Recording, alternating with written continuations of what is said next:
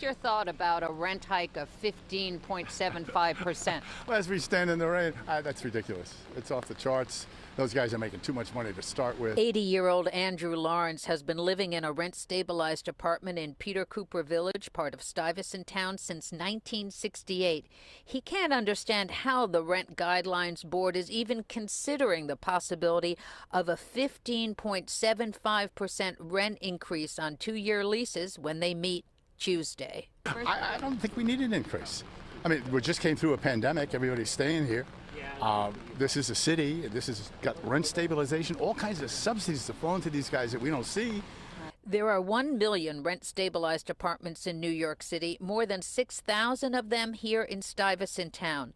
A recent report from the Rent Guidelines Board said the possible range of rent hikes was 5.3% for 1-year leases to 6.6% for 2-year leases on the low end, and on the high end, 8.25% for 1-year leases and a staggering 15.75% for 2-year leases.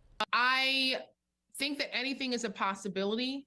I think that it likely will not be as high as 15 or 16%.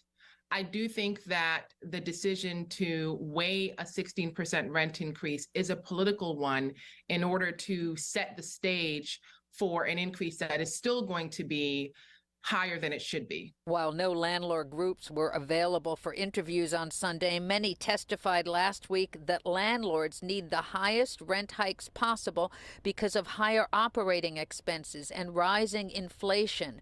But Goodridge, the managing attorney for housing policy at Mobilization for Justice, says she doesn't see how her tenant clients can pay any more in rent.